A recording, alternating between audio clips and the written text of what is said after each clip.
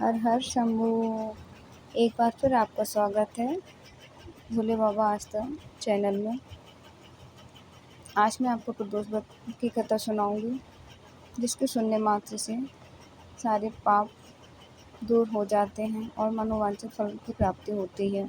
प्रदोष व्रत कथा प्रारंभ। प्रदोष का अर्थ है रात्रि का शुभारंभ। इस व्रत के पूजन का विधान इसी समय होता है, इसलिए इसे प्रदोष व्रत कहते हैं।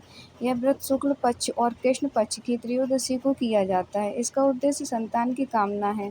इस व्रत को स्त्री पुरुष दोनों ही कर सकते हैं। इस व्रत में भगवान शंकर की पूजा की जाती है। पूजा विधि विधान। सायंकाल को व्रत करने वाले को शिव शंकर की पूजा करके अल्प आहार करना चाहिए। कृष्ण पक्ष का शनि प्रदोष विशेष पुण्यदायी होता है। शंकर जी का दिन सोमवार है।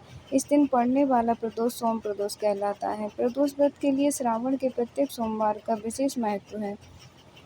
कथा।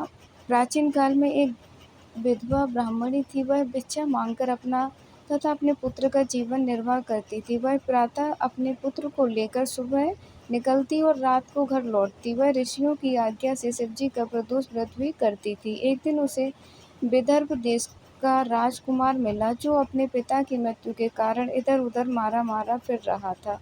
ब्राह्मणी को राजकुमार पर दया आ गई और उसे अपने साथ घर ले आई और उसका पुत्रवत पालन पोषण करने लगी। एक दिन दोनों बालकों में वन में घूम रहे थे।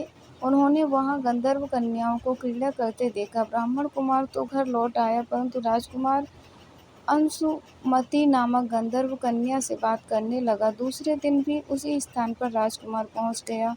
वहां अंशुमति अपने माता पिता के साथ बैठी हुई थी। कुछ दिन बाद माता पिता ने राजकुमार से कहा कि तुम विदर्भ देश के राजकुमार हो, हम भगवान शंकर की आज्ञा से अंशुमति का विवाह तुम्हारे साथ कर देते हैं।